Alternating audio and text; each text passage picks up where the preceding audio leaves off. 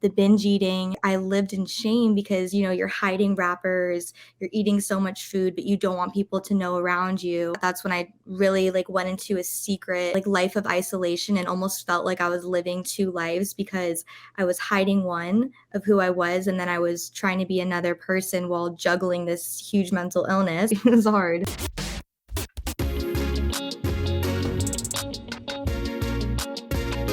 Welcome to the Good Life. What's up? We're back with another episode of The Good Life, episode 112. 112. Crazy. I'm your host. I'm one of your hosts, C. Muzan. Got my man Kabi here in the building. Say what's up, coach. What up, though? Listen, I want to apologize. I owe you guys an apologies, man. Detroit, I have forsaken you. I've left you. We haven't brought it up in a while. Just want to give a great big shout out to the city of Detroit. You're an example. You are really America's city, right? You show the grit coming out of nowhere, making something out of nothing. Cold tundra, Shout out Detroit. And by the way, Marvin Jones, wide receiver extraordinaire, right? Loaned him out to a little bit to the Jaguars, but he's coming back to the Detroit Lions. Super Bowl, baby. Super Bowl. I don't know about that. You sound like the boyfriend that had some issues with his girl and then decided to make it all up by saying the nicest things and giving a bunch of flowers and going above and beyond. Just because you forgot about Detroit last week and you didn't talk about them, now you got to come back. Y'all don't need to listen to that. Y'all don't need to listen to that. Say they're going to the Super Bowl. That is a reach, sir. That is a reach. That is a reach. But either way, shout out. Montana. Jared Montana. That's my guy right there. Shout out to Detroit. We love you, Detroit. Uncle Jalen, what's up? Wherever what's you're up? At. We need a show back. Can we make a plea? Come back. They canceled the show. I don't know what happened, but I didn't know that. Yes. I heard Jacoby's over there, and I think he's going to work with Bill, whatever his last name is. Simmons. Yeah, I think he's going to go work with Bill. He was super close to Bill, and I don't know what Jalen's doing. Jalen is showing up because he's never going to let a check go. So, listen, ESPN run by that Disney's laying off people. He could have been like a casualty, right? Maybe they're just cutting some entertainment stuff. Come on. No, dude has been there for 25 years. So what? Yeah. So what? We did just talk about banks failing after 120 years. Exactly. So fair enough.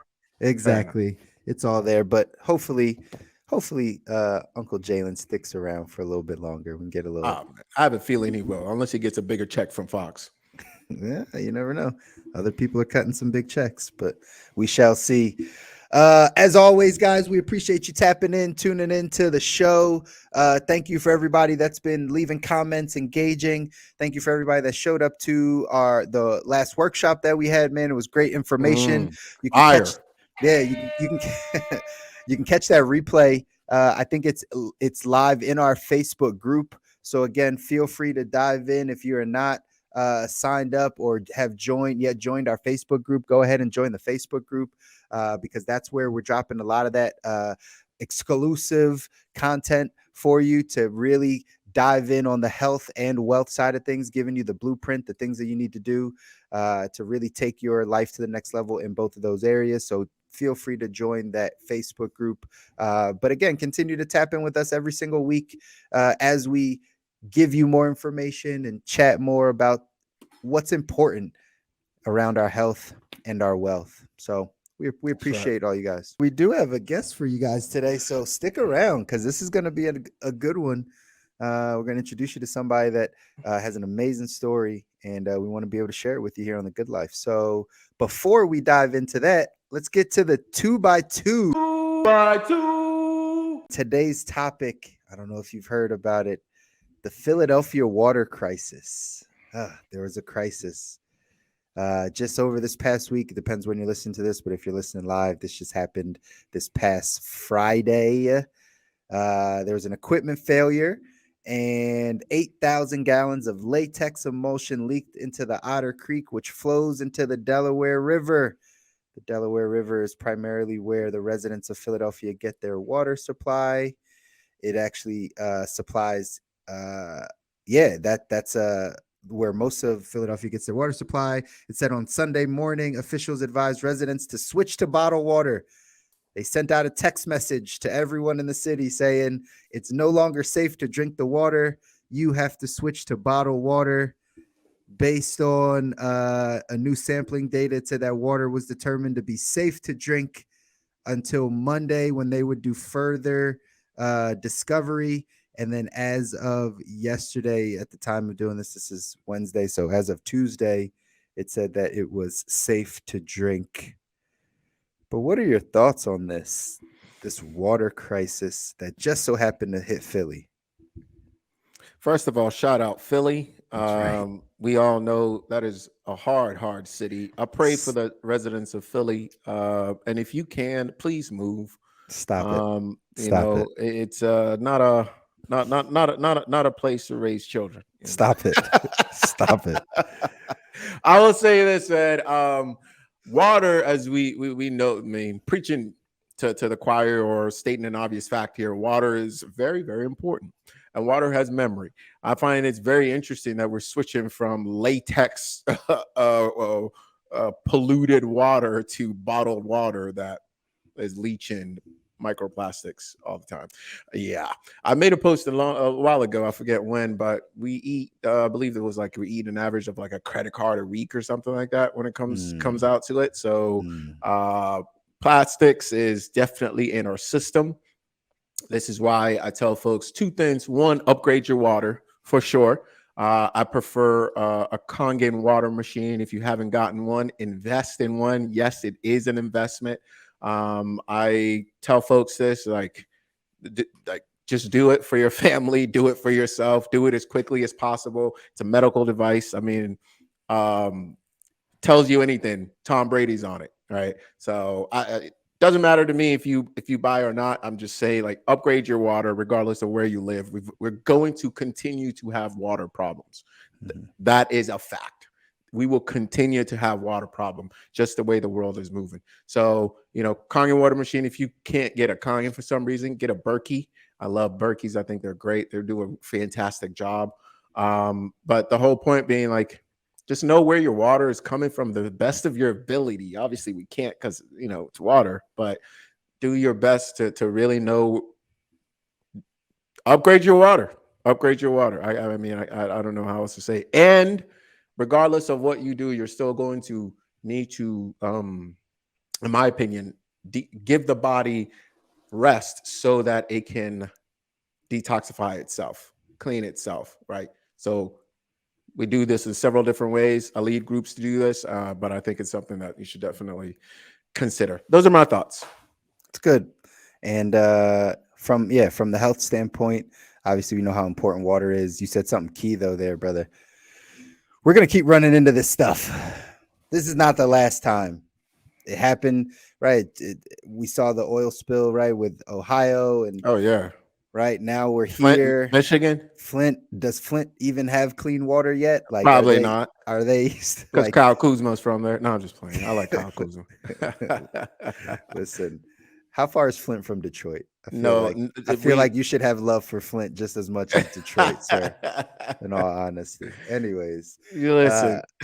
Anyways, it's gonna keep happening though. Like, this is gonna keep happening, and that's the thing. Obviously, if I look at this not just from the health perspective, but from a financial perspective, like, think of how much money people had to spend on bottled water just in a weekend.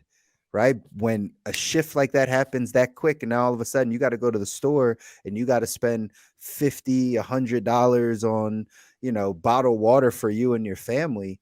Like, that's a real shift in your financial life. That's a real shift to your money. We talk about doodads and things that just pop up randomly. Like, these are the types of things that happen, why it's so important to get ahead financially, make sure you have savings, all these things, because again, if this isn't the last time we'll see something like this, when's the next time you're just going to have to go out and drop $100 on a necessity?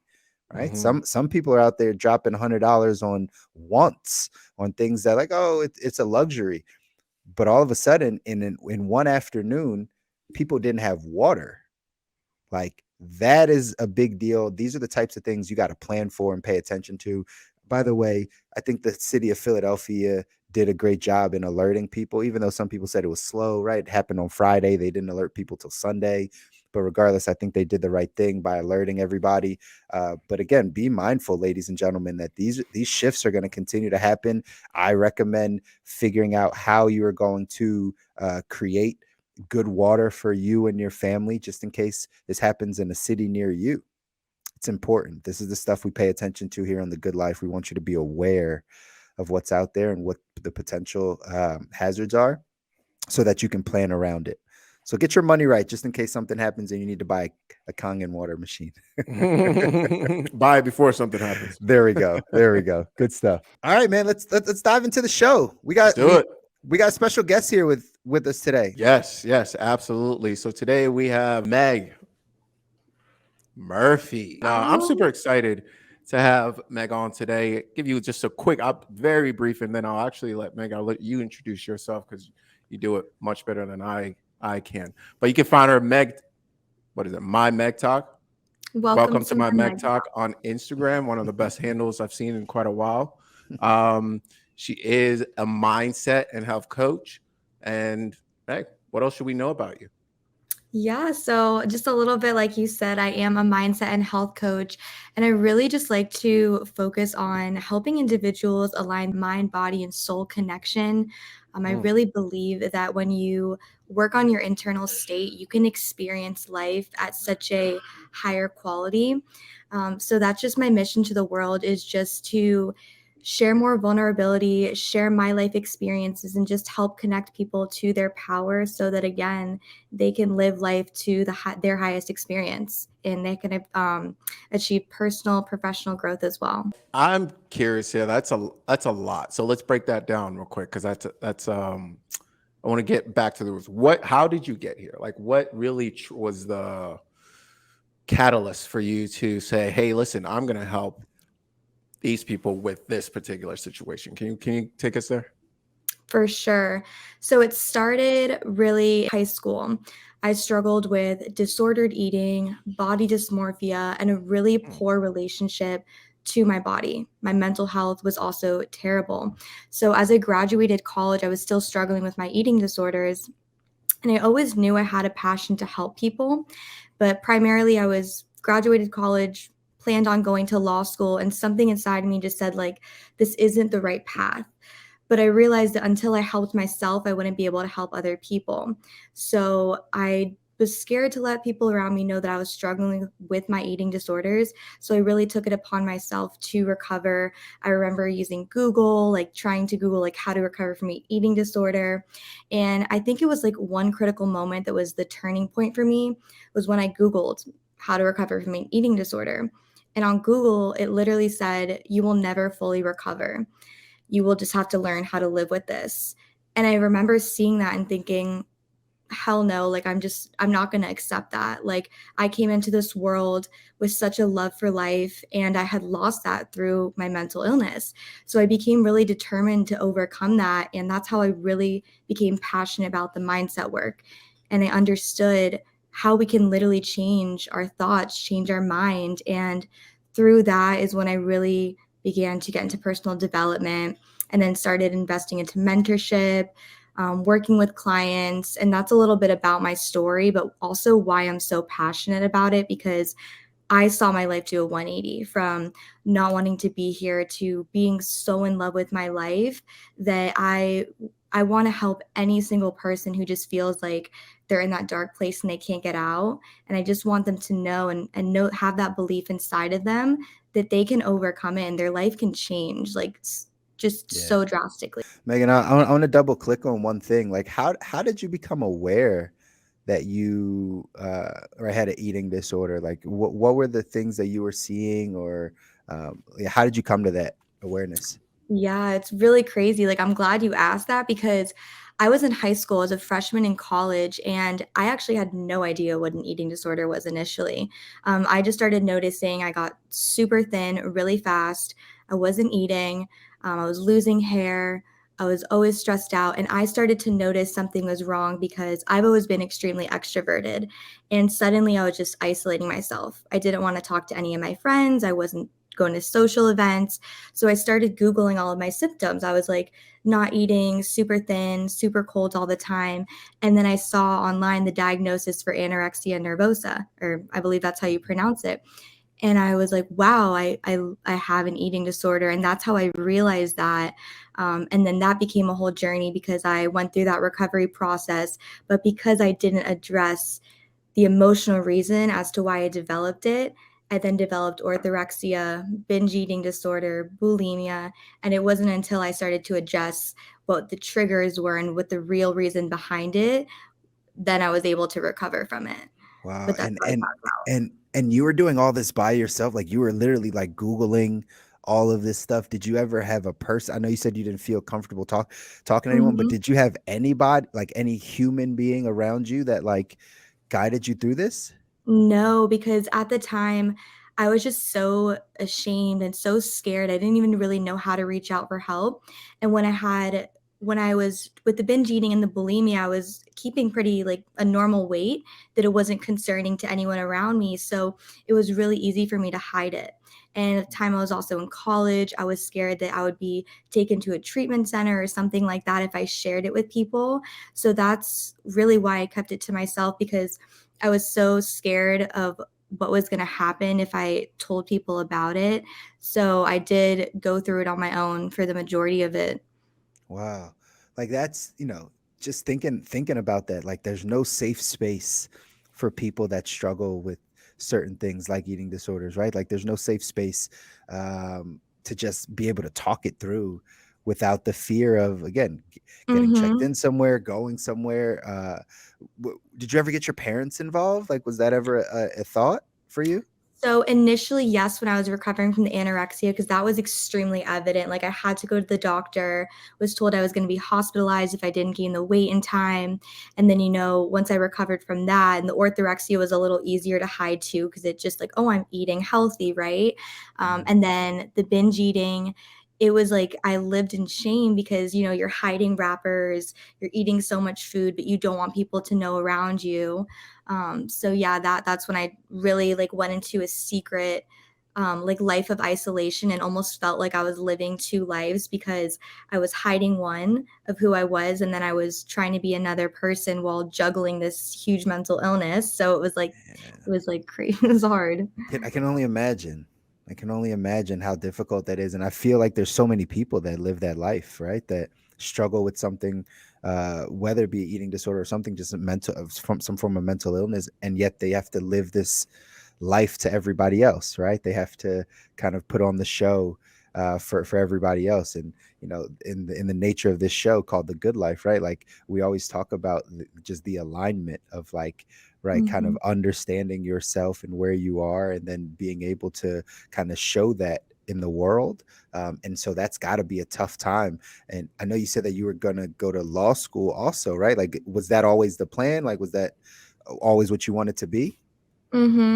So it was crazy because it's who I wanted to be, but it's not who I really wanted to be. So it was who I was telling everyone, yeah, I'm going to go to law school. I'm going to do this. I'm going to do that. I have all these dreams. But at the surface, I knew I was always struggling with this. So when I got out of college, I realized I had just been saying this because I was struggling with so much, like it was almost like a mask, hey, this is what I'm going to do. And then when I really got to recovering, I was so burned out by the time I finished college. Like mentally, I was like, I have to take care of myself because like I have to. Like I have no choice. So I took a gap year where I just started working as a legal assistant. And that was when I was really going into my recovery, really, really looking at my triggers. And honestly, I feel like I had a huge identity shift of letting go of my eating disorders because I was struggling with them for about 8 years. And at that point, I described it in my journal as like a toxic relationship. Even though I knew it was so bad for me and I hated what I was doing, I couldn't seem to let go. And so as I was letting go, I was like, I don't even know who I am. Like, I don't know who I am without my eating disorder because I've lived with them for so long inside my head. So it was like I had this huge identity shift where I had to recreate myself and really discover what do I love doing. And that was helping people, especially in regards to their mindset and developing a healthy relationship with their minds and their bodies. That's huge. Yeah, that really is. And to kind of backtrack a little bit, you mentioned, two really critical things I want to put a pin in. One of them being that you went from, and correct me if I'm wrong, but you went from anorexia to bulimia and then to binging because you weren't dealing with the underlying issue. And I think that's so critical to highlight because that's a lot of things in health, right? Is are we going deep enough to the root causes? And this is what I always kind of talk about, and you talking about it. Well, can you talk about that a little bit, and also going into that the identity shift? I think that's huge as well because and you use the word identity shift, which I thought was very interesting, as that then became a part of your identity. And I think this is a huge part as well for anybody that's listening, that's wanting to go from point A to point B, is what are you holding on to that won't let you fit through the door Mm. anymore, right? What are you refusing to drop behind you? And maybe you don't even notice it. Maybe it's like it's not apparent to you. Yeah, so I'll start off by addressing the underlying causes. So for me, it was really a lot of emotional things that I wasn't dealing with, that I was just trying to bottle up. It was when I really got to the core of it, I realized that for me, I had a really deep rooted belief that I was not worthy of love unless I had to validate myself to others. And I grew up in that Tumblr era where it was like girls and abs everywhere. And so I developed the belief really young that unless I was really, really thin, I wouldn't be loved. And I experienced that through high school. You see like all these posters everywhere of, hey, you have these abs and you're attractive. And if you don't, you're not. And so I had that deep rooted belief so ingrained in me that I thought I had to prove myself and become that person in order to be loved or respected in society. And so I never really understood that until I took the time to get deeper when I was recovering from the binge eating and the bulimia. And the binge eating as well, I started to notice that I was using food as a coping mechanism. So consistently overeating, which then, of course, brings you into the spiral of being ashamed and feeling guilty, and then restricting all day the next day, and then binge eating again. And it wasn't until I became aware that I was starving myself. So, of course, I was going to be hungry at the end of the day, and developing that healthy relationship with my body, I was able to overcome that. And it is such a like there's so much to it. There's no just because a lot of people want the simple solution, like how do you overcome it? But it's so individualized because there's so many different areas where you have to address. Fast forward a little bit into kind of how you got into the coaching side of things, right? We kind of know kind of where you got started and now made that identity shift a bit for your own life. How did you start getting into the coaching side of things? Yeah, I started by investing into a business program, a business mentorship, and then really built a community, or not myself built the community, but joined a community through there. So I started outreaching, working with a couple people, and I really started to notice patterns between all of my clients that a lot of the work to get the external results has to be focused on the internal shifts, the mindset work, and rediscovering and redefining what healthy means to you, because what healthy means to you may be different to me. We each have our own version of how we want to take care of our bodies and minds.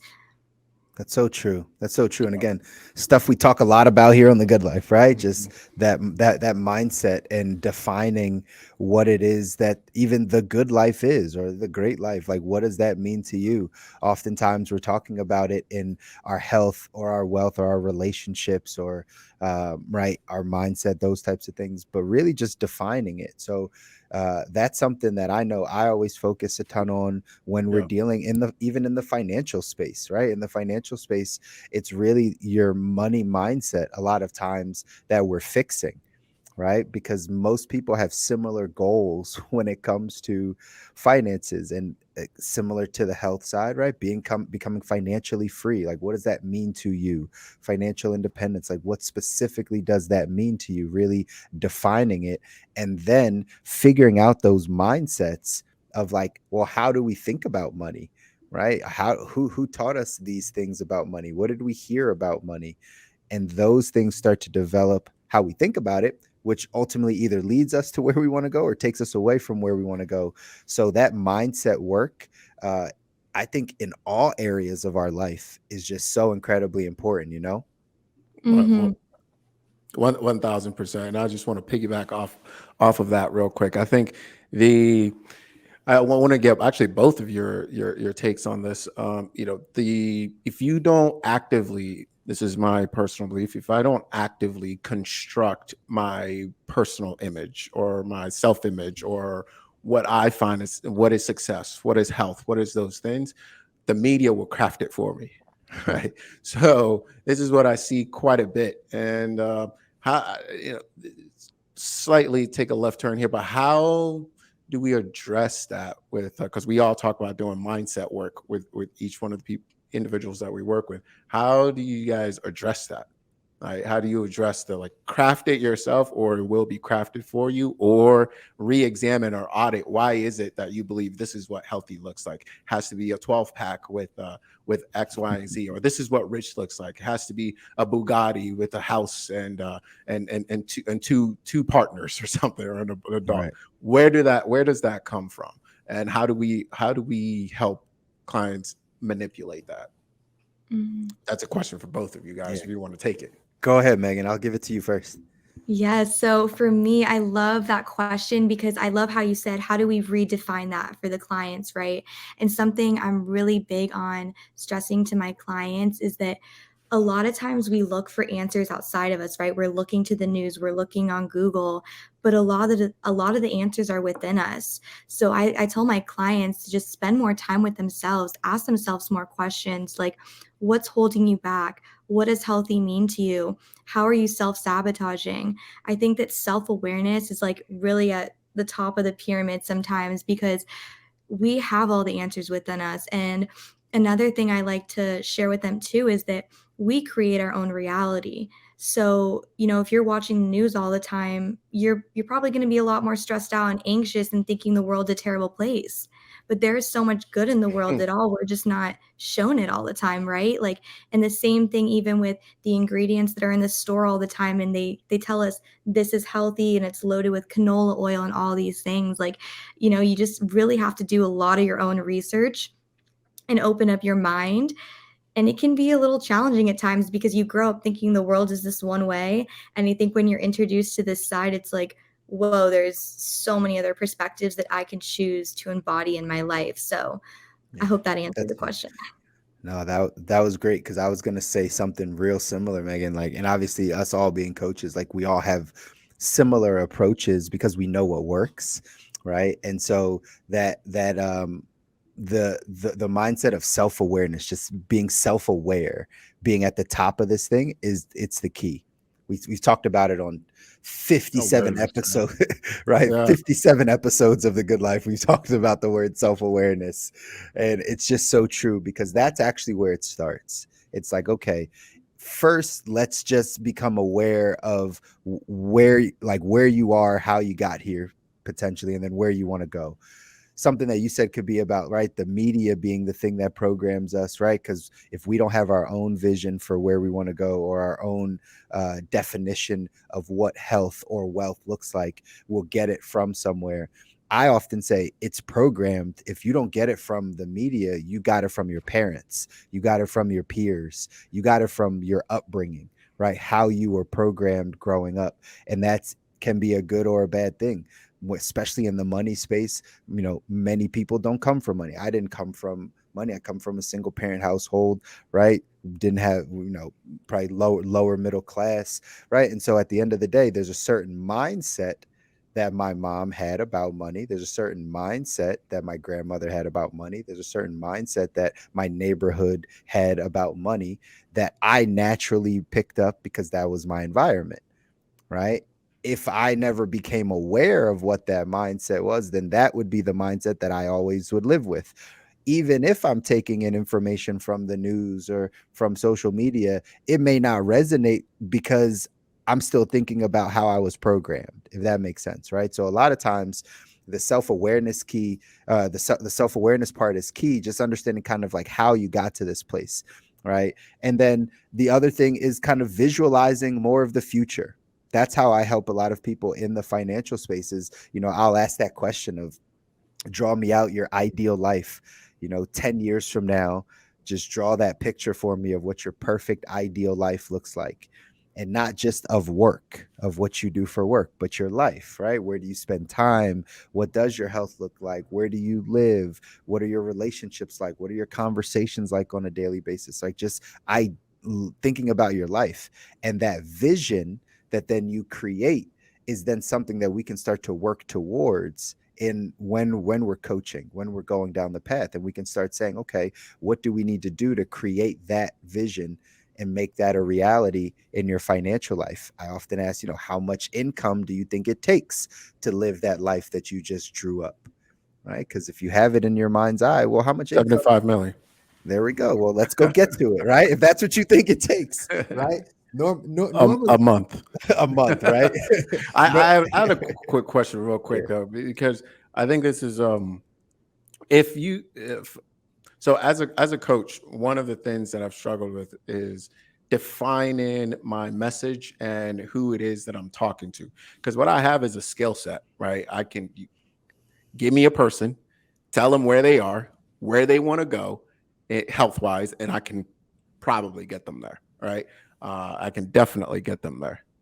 But who is it that I'm talking to? I have to, well, business coaches tell me I have to define that, because then my message is confusing. I don't know who I'm talking to, et cetera. So I want you to speak to our audience here and speak directly to the people that you feel like you're most excited about helping, or you have helped, or you could do. Who was that person? So I feel what you were saying was struggling to speak, because I've had business coaches tell me you need a demographic and age. And what I recently realized is I don't need any of that. I need an energy, because I know the energy that I'm putting out and the energy of the clients that I want to have are the people that I want to help. And the people that I help or that I want to help are people that may be feeling lost in life, may be struggling, but know that there's more, that are high achievers, that have goals, but they need someone to maybe help give them a different perspective, help guide them through the journey and the transformation that they're trying to achieve.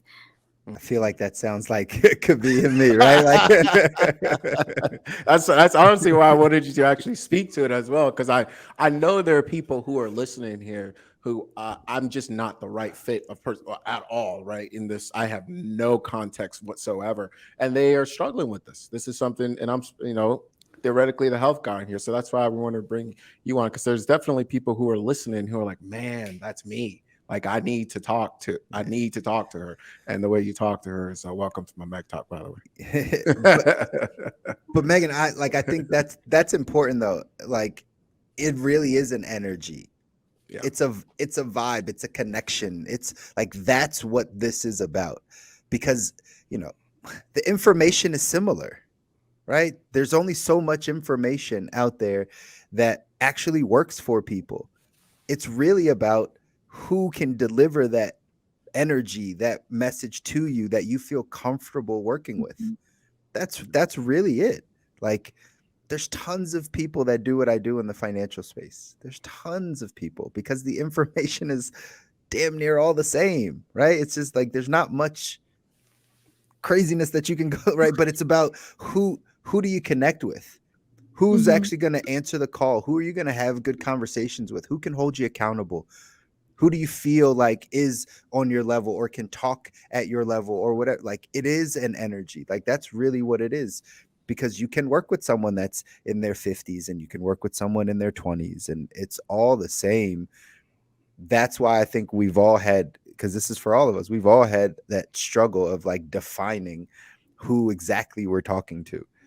It's because we know, like, there's certain people that are just going to connect with us right? Because Of the energy, yeah. that's right. Mhm. That's right. And so I think that's why we do these shows, right? If we just keep giving people our energy, the right people come, right? The right people are attracted to what we're doing.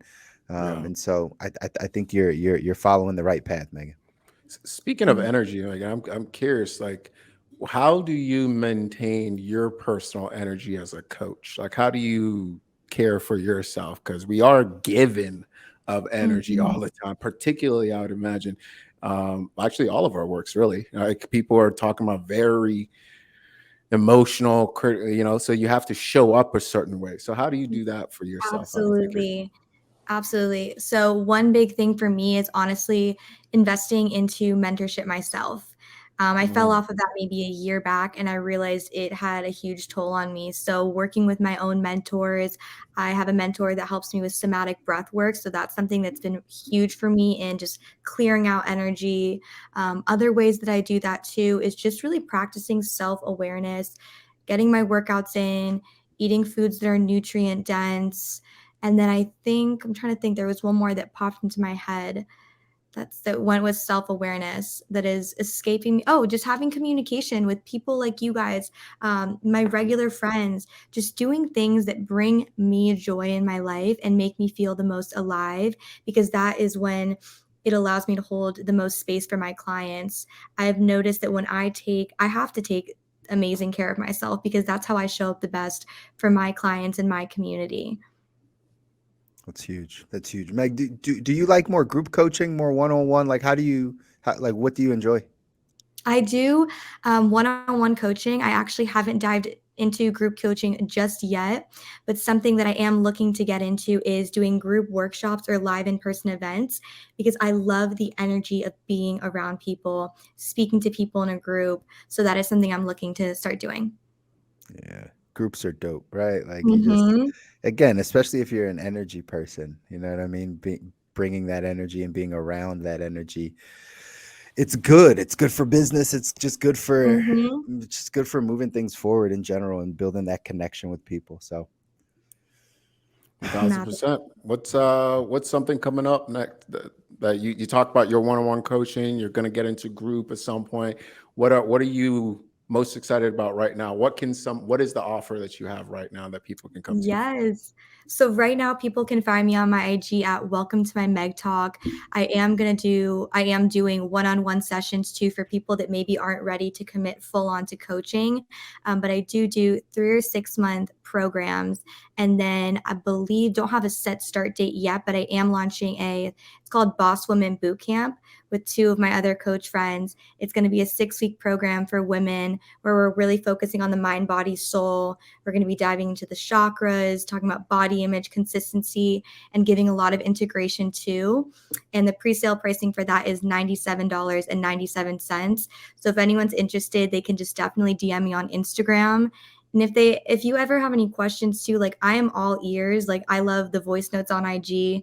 I'm happy to help out anyone in any way that I can. that's awesome. That's awesome. You guys heard it here, right? Feel free to hit her up. Welcome to my Meg Talk. That's very clever. Can't forget it. Can't forget Right. Mhm. Can't forget it. Meg, just one last final question before we let you go, and we appreciate your time here on The Good Life. But like, what's your idea of the good life, right? If you could kind of sum it up, what would be your idea of what the good life is? To me, like what living the good life would be. Yeah, Yes. Yes. I think living life with no limits, like living in my freest, most abundant self, living in my full energy, not afraid, not living in fear, anxiousness, and just honestly radiating like pure love to people. I love it. I love it. Well, Well looks on like your way. Well on your I was gonna say it looks like way. you're on your way, Meg. You're There on you your go. way. Absolutely. So we appreciate you taking some time out with us today. Again, we're gonna drop all of your information in the chat, right, in the show notes, so people know exactly how to find you. But everyone that's listening, again, if you resonate with Meaghan's energy, again, she's an energy person. If you resonate with her energy and you're like, man, this would be a good connection, like she said, reach out. Listen, there's so many things you can learn from many different people in the health space. And Meaghan's one of those people that you can, obviously, you've heard her story, you've heard where she's come from, and you understand that she has a ton of value to be able to offer you down your health journey and down your path. So make sure you hit her up. All right. Absolutely. It's such a pleasure. Thank you so much. Thank you guys so much. Absolutely, Meg. Take care. We'll talk soon. Talk soon. Man. Gosh, she's so much nicer than I am. That's why she's gonna get all the right, all the people that like, man, this could be guy's Like, kind do of a your jerk. thing, bro. This could be guy's a jerk. Like, I don't know if I want to work with him. That's why we introduced Meaghan to you guys, just so That's you have another, hilarious. so you have But to another be option. clear, to be clear, we have similar but different skill sets. Like she's much better at what she does than I don't even have a clue, to be honest. So Absolutely, absolutely. But again, it's always good to have the conversation, man. Just hearing people's journeys, right? Hearing people's journeys, hearing how people can get to a place of understanding themselves and becoming self-aware, right? yeah, I think that was my big takeaway.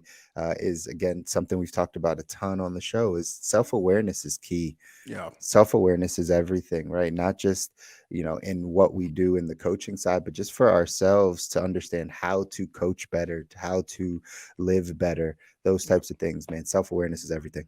And I do also appreciate that you mentioned that getting a mentor herself was pretty critical. This is something we talk about all the time, and of course, we are coaches, so sometimes it may not come off the best way possible. However, we also have coaches. I That's have right. coaches. I I have have coaches. people and it just makes so much more sense if you're able to. And there's a lots of people out there that would, they'll have a conversation with you without taking a dime. Like That's right. it's not always about the money, but if you have the money to invest and you are at point A and you want to get to point B, and you have somebody that is telling you, hey, I've done this, I can get you there quicker without as much stress, blah blah blah. I know I maybe at this point in my life, I'm like, why would I not do that? Right? I wish I had done a lot of that stuff earlier. You save a lot of time, which you can't get back, and That's right. I think that's so major. It's important. It's important. Mentorship is key. So invest in it if you must, because it will cut your time down for your success. Just like Abi said, getting to Yeah, point B a lot simpler when somebody's already been there and can help you navigate. So that's true. Man, good, listen, man, good that was a good stuff. one, but I need, whew, that was so that's about it for me. I ain't got nothing else to say to you guys. He's like, I'm lost for words, lost for words. But again, everybody that's listening, man, we appreciate you guys continuing to check in. Feel free to again tap in with Meaghan, get her information. Feel free to reach out to us. As always, we're always here. Join the Facebook group like we always talk about so that you can get around us. Make sure that if this is something that resonated with you, like it, share it. Depending on when you're hearing this, if you're hearing this live, go ahead and like it and leave us some comments and share. If you're hearing it on the recording, again, drop some comments in there so we can come back and answer any of your questions or any of the comments that you have. We love always hearing from you guys. But let's go out there and make it a good rest of your week, man. Hit it. Yeah, buddy. Such a pleasure. See you guys next time. And until then, peace.